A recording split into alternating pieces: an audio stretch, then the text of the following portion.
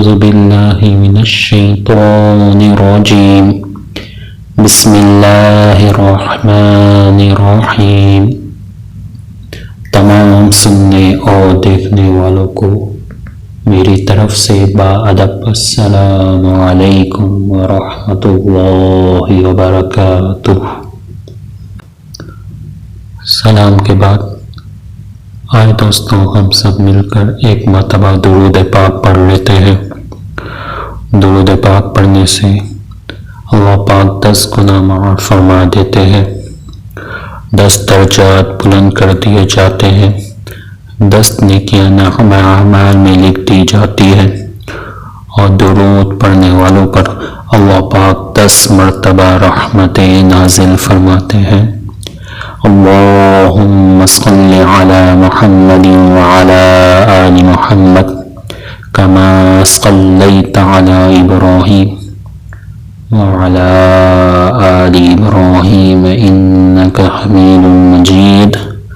اللہم بارک علی محمد وعلی آل محمد کما بارکت علی ابراہیم وعلى آل ابراہیم انک حمید مجید۔ دوستو، آپ دیکھ رہے ہیں الوحی آن لائن اکیڈمی۔ آپ سے درخواست ہے کہ اگر ابھی تک آپ نے ہمارا چینل سبسکرائب نہیں کیا تو فوری طور پر سبسکرائب کر لیں اور بیل آئیکن کو آن کر دیں تاکہ آپ کو ہماری مزید آنے والی ویڈیو بغیر کسی تاخیر کے مل سکے۔ دوستو، کہتے ہیں کہ ایک روز ہمارے پیارے نبی حضرت محمد صلی اللہ علیہ وسلم خانہ کعبہ کا طواف کر رہے تھے۔ ایسے میں عقبہ بن ابی معیط وہاں آ گیا۔ اس نے اپنی چادر اتار کر آپ کی گردن میں ڈالی اور اس کو بل دینے لگا۔ اس طرح آپ کا گلا گھٹنے لگا۔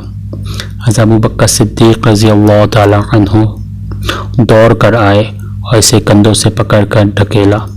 ساتھ ہی انہوں نے فرمایا، کیا تم اس شخص کو قتل کرنا چاہتے ہو جو یہ کہتا ہے کہ میرا رب اللہ ہے اور جو تمہارے رب کی طرف سے کھلی نشانیاں لے کر آیا ہے؟ بخاری کی ایک حدیث کے مطابق حضرت عروہ بن زبیر رضی اللہ تعالی عنہ سے روایت ہے کہ میں نے ایک مرتبہ حضرت عمرو بن عاص رضی اللہ تعالیٰ عنہ سے پوچھا، مجھے بتائے مشرکین کی طرف سے حضور نبی کریم صلی اللہ علیہ وسلم کے ساتھ سب سے زیادہ بدترین اور سخت ترین سلوک کس نے کیا تھا؟ جواب میں حضرت عمرو بن عاص رضی اللہ تعالیٰ عنہ نے فرمایا، ایک مرتبہ حضور نبی کریم صلی اللہ علیہ وسلم کعبہ میں نماز ادا فرما رہے تھے کہ عقبہ بن ابی معیط آیا اور اس نے آپ صلی اللہ علیہ وسلم کی گردن میں کپڑا ڈال کر اس سے پوری قوت سے آپ کا گلا گھونٹا۔ اس وقت حضرت ابوبکر صدیق رضی اللہ تعالیٰ عنہ نے اسے ڈھکیل کر ہٹایا۔ یہ قول حضرت عمرو بن عاص رضی اللہ تعالیٰ عنہ کا ہے۔ انہوں نے یہی سب سے سخت برتاؤ دیکھا ہوگا، ورنہ آپ صلی اللہ علیہ وسلم کے ساتھ اس سے بھی کہیں زیادہ سخت برتاؤ کیا گیا ہے۔ پھر جب مسلمانوں کی تعداد 38 ہو گئی تو ابوبکر صدیق رضی اللہ تعالیٰ عنہ نے آپ صلی اللہ علیہ وسلم سے عرض کیا کہ اے اللہ کے رسول صلی اللہ علیہ وسلم، مسجد حرام میں تشریف لے چلیے تاکہ ہم وہاں نماز ادا کر سکیں۔ اس پر آپ صلی اللہ علیہ وسلم نے ارشاد فرمایا، ابوبکر، ابھی ہماری تعداد تھوڑی ہے۔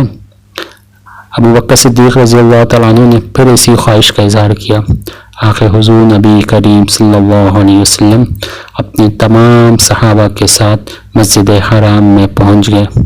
حضرت ابوبکر صدیق رضی اللہ تعالیٰ عنہ نے کھڑے ہو کر خطبہ دیا، لوگوں کو کلمہ پڑھ لینے کی دعوت دی۔ اس طرح حضرت ابوبکر صدیق رضی اللہ تعالیٰ عنہ سب سے پہلے شخص تھے جنہوں نے مجمع میں کھڑے ہو کر اس طرح تبلیغ فرمائی۔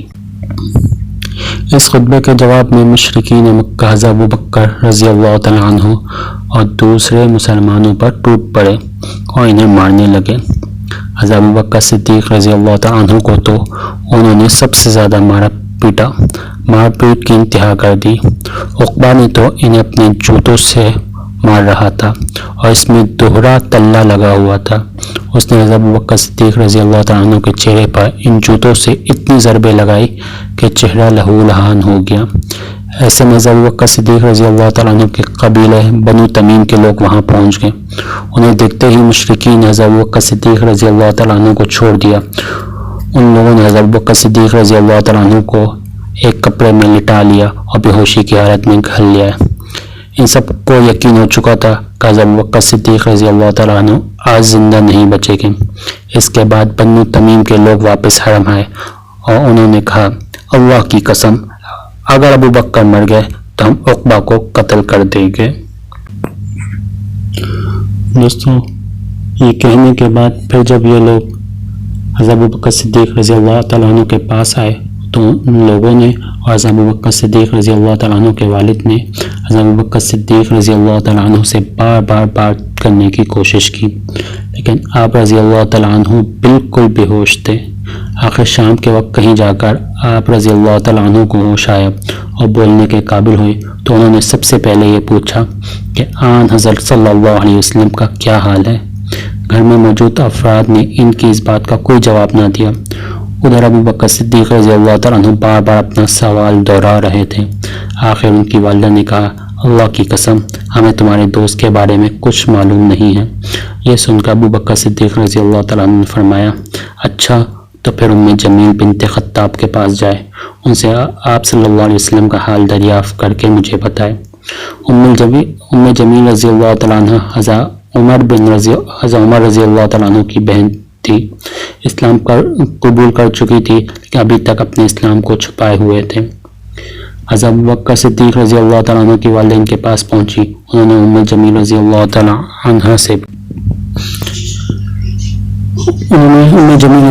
عنہ سے کہا کہ ابوبکر محمد بن عبداللہ کی خیریت پوچھتے ہیں۔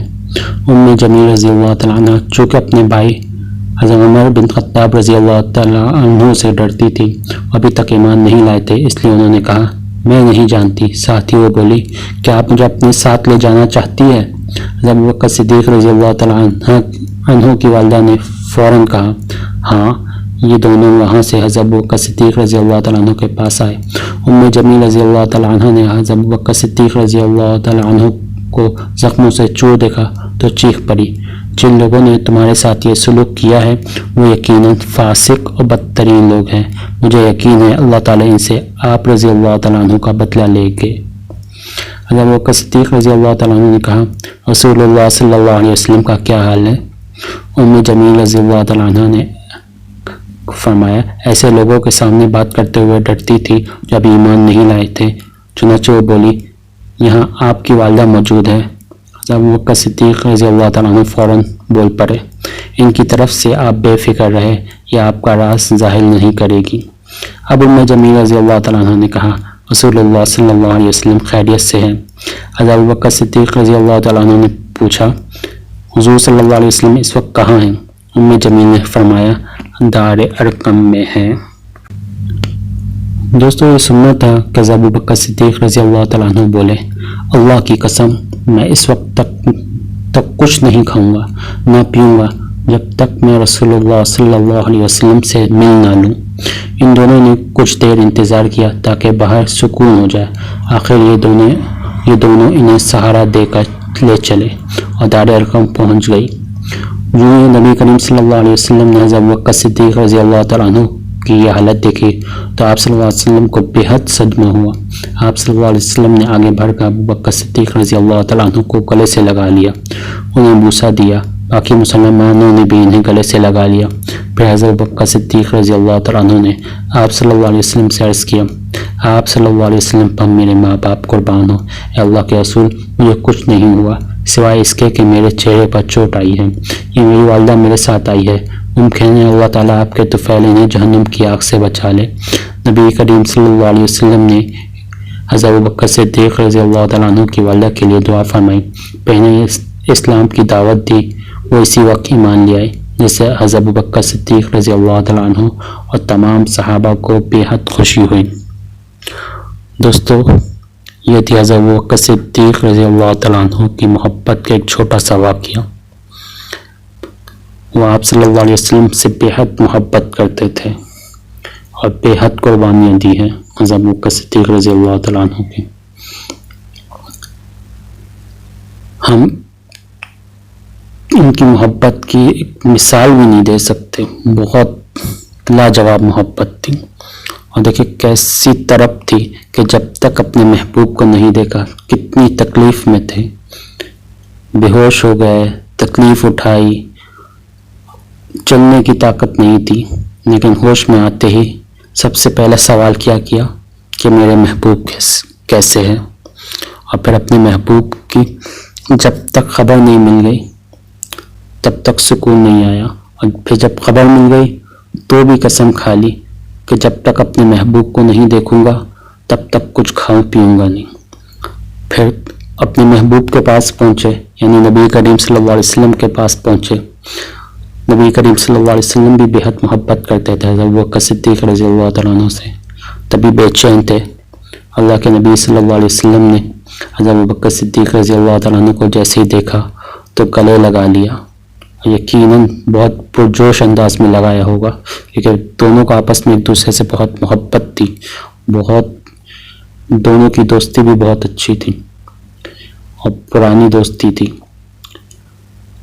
پھر نبی یہاں تک کہ تکلیف میں تھے، لیکن اس کے باوجود نبی کریم صلی اللہ علیہ وسلم سے فرما رہے ہیں کہ اللہ کے نبی مجھے کچھ نہیں ہوا سوائے اس کے کہ میرے چہرے پہ چند چوٹیں آئی ہے، اور پھر اس کے بعد اپنی والدہ کی فکر کر رہے ہیں، اسلام کی فکر کر رہے ہیں کہ میری والدہ کسی طرح ایمان لے کر آ جائے اور جہنم سے بچ جائے۔ فوراً نبی کریم صلی اللہ علیہ وسلم کی بارگاہ میں جو ہے عرض کر دی کہ اللہ کے نبی میری والدہ کے لیے دعا کر دے، شاید آپ کی برکت سے جو ہے یہ ایمان لے آئے۔ اور نبی کریم صلی اللہ علیہ وسلم نے بھی فوراً سے پہلے حضرت ابوبکر صدیق رضی اللہ تعالیٰ عنہ کی خواہش پوری کر دی، دعا بھی فرمائی، اللہ تعالیٰ نے دعا فوراً قبول کی، اور اس کے بعد اسلام کی دعوت دی حضرت ابوبکر صدیق رضی اللہ تعالیٰ عنہ کی والدہ کو۔ حضرت ابوبکر صدیق رضی اللہ تعالیٰ عنہ کی والدہ نے بھی فوراً ایمان لے آئی۔ تو یہ ہوتی ہے ایمان کی فکر، اسلام کی فکر، دوسرے کو جہنم سے بچانے کی فکر۔ تکلیف میں تھے، اس کے باوجود ایک تو اپنے محبوب کی فکر، اور پھر اپنے محبوب کے پاس جا کر ان سے ملنے کے بعد فوراً سے پہلے دین اسلام کی فکر، ایمان کی فکر، دوسروں کو جہنم سے بچانے کی فکر۔ اللہ تعالیٰ یہ فکر ہمیں بھی عطا فرمائے اور ہمیں بھی ایسا جذبہ عطا فرمائے، حضرت ابوبکر صدیق رضی اللہ تعالیٰ عنہ کے نقش قدم پر چلنے کی توفیق عطا فرمائے۔ آمین آمین آمین۔ دوستو، آپ کو ہماری آج کی ویڈیو کیسی لگی؟ کمنٹ پارٹ میں اپنی قیمتی رائے سے ہمیں ضرور آگاہ کریے گا۔ اور آخر میں پھر ایک دفعہ درخواست ہے کہ اگر ابھی تک آپ نے ہمارا چینل سبسکرائب نہیں کیا تو فوراً سبسکرائب کر لیں اور بیل آئیکن کو آن کر دیں تاکہ آپ کو ہماری مزید آنے والی ویڈیو بغیر کسی تاخیر کے مل سکے۔ انشاءاللہ بہت جلد ایسے ٹاپکس پہ ویڈیوز لے کر آ رہے ہیں جن ٹاپکس پہ ابھی تک آپ نے کچھ معلومات حاصل نہیں کی ہے، کوئی ویڈیو نہیں دیکھی، اور جن ٹاپکس کو شیئر کرنے کی بہت ضرورت بھی ہے، جن سے آپ کو بہت زیادہ معلومات ملے گی، بہت زیادہ فوائد ملیں گے۔ تو اس لیے آپ سے درخواست ہے کہ جلد سے جلد ہمارا چینل سبسکرائب کر لیں تاکہ جب وہ ویڈیوز آئے تو آپ کو فوراً سے پہلے نوٹیفیکیشن مل سکے اور آپ کو فائدہ حاصل ہو سکے۔